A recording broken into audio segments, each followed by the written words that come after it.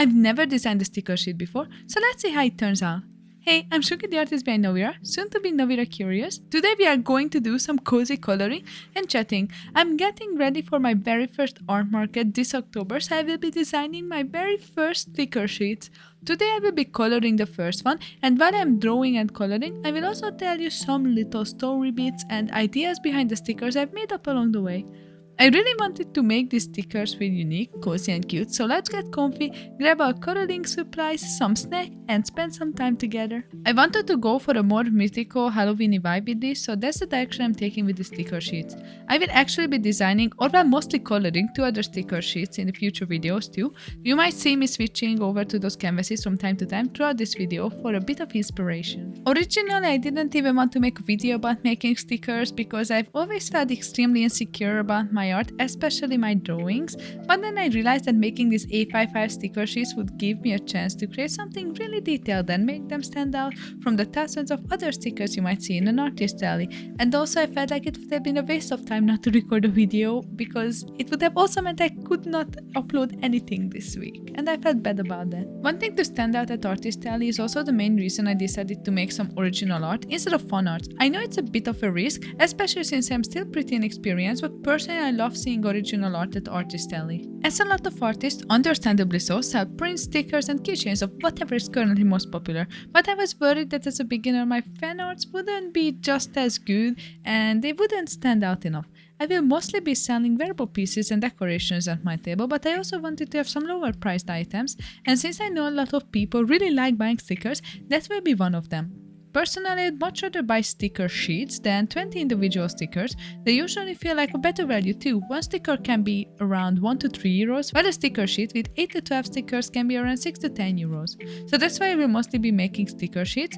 Of course, I'm not going to get hundreds printed because I have absolutely no idea how well they will sell.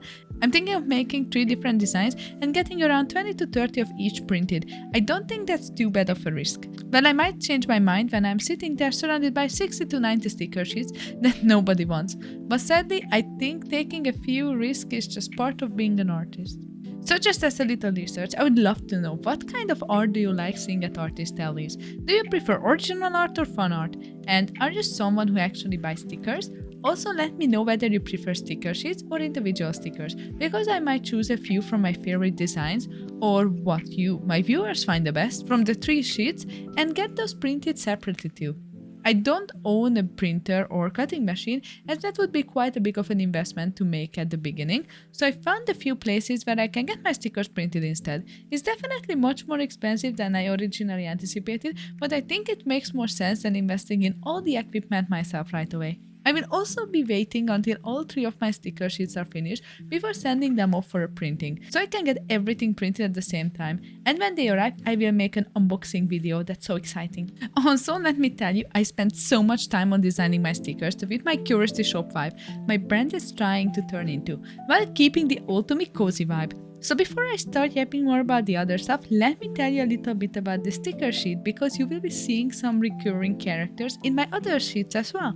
Let me preface this by saying that I'm not a storyteller or writer. This little story just popped into my mind while I was drawing, and I thought it would be so much fun to share them with you. First things first, we have a little Miss Pumpkinhead I was drawing here. Also, my naming skills are out of this world, trust me. On another sticker you might be able to already see, where the crow and the black cat are playing around the pumpkin. That's actually her before she was fully grown. And in a later sticker sheet we will see her wedding picture with Mr. Pumpkinhead. They grew up so fast. This cat is actually a vampire cat. She was owned by Dracula and his wife, but sadly they disappeared one day and left Catracula or Miocula. I still have to think about her name. She was left with only Dracula's cape and his wife's lock pendant. Determined to find out what happened to her family, Catracula set out to find the key. In a nearby forest, she found a crow holding it. It turned out that the key actually had wings, so it must have flown away at some point, probably through a window that wasn't properly locked. The crow had hunted it down, thinking it was something fun to play with, or maybe something tasty. The crow, whose name was Corvin, agreed to give the key back, but only in exchange for some apples because they were his favorite snack. When Catracula finally opened the pendant, she discovered a picture of her lost family inside. She promised to herself that she would keep it safe and find out what happened to them. But she also didn't want to be alone, so she started following Corvin around. Unfortunately for her, Corvin wanted absolutely nothing to do with this energetic and very clingy vampire cat. Corvin was actually a companion of Ghostie, a little ghost, who absolutely loved adorable creatures, so she happily adopted Catracula too. And that's how the trio of them ended up together. Ghostie had actually saved Corvin when he was injured during a thunderstorm, which was the reason why they eventually stuck together despite their different personalities. Now that the two of them had set out on an adventure to discover what happened to Dracula and his wife. The little candle sticker is just an extra to show how some of the smaller ghosties are born from magical fire. Our ghostie, however, is the ghost of a witch who passed away centuries ago. Personally, I like the idea that sticker sheets have little stories behind them, as I feel some sticker sheets are extremely random, which is of course a nice style as well, and not everything has to have meaning in life. I'm also still at the stage of my drawing hobby where I don't really have a set style yet. I'm still experimenting with what I like, especially when it comes to coloring. I've always loved the idea of coloring, but no matter what I do, it never quite lives up to my expectations. For this sticker sheet, I wanted to try something fun and a little more unique, so I decided to color using watercolor brushes and some heavily textured brushes. Usually, I don't really use brushes with much texture because they can feel a bit unnatural to me, but I have to say I'm actually really happy with how it turned out. I'm a little worried that it might be too stylized for some people, but hopefully I will find my audience who enjoys this kind of art too. By the way, I know a lot of artists really enjoy the coloring part the most, but personally I'm a line art girly. I usually have the most fun when I'm working on the line art. Don't get me wrong, I love coloring. It's actually one of my hobbies. I love coloring in coloring books, but god, do I have zero time for it. Talking about not having time, I'm also so behind on my travel journaling. I've written down notes of everything I want to write about, but I just never have the time to actually sit down and put it all into my journal. Someone, please give me more time.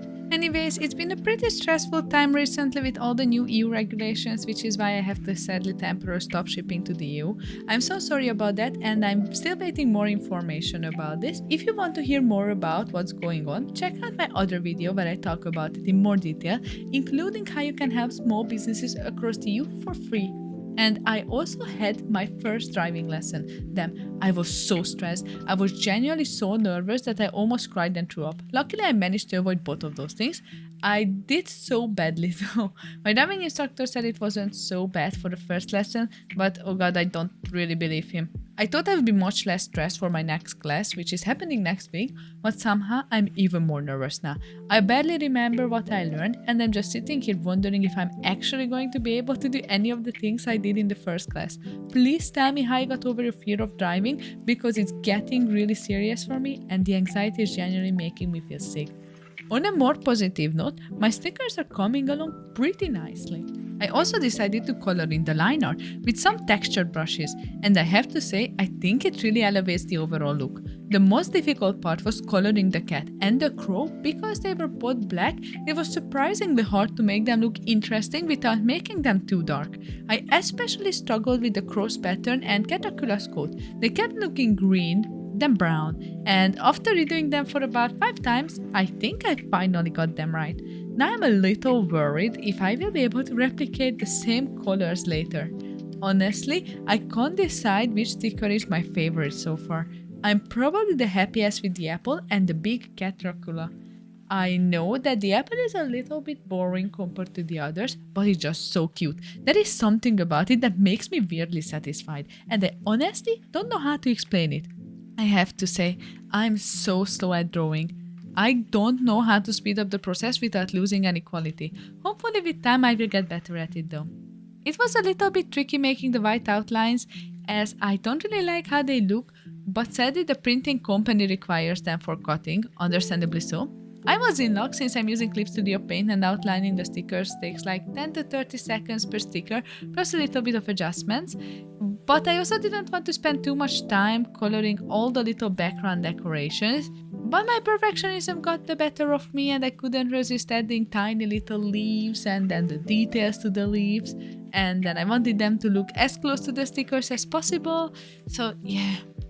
Time for the final reveal though. I decided to add a little bit of color to the basic yellow background as well. Doing this whole erasing revealing thing was so satisfying. I can understand why all those artists do it on social media.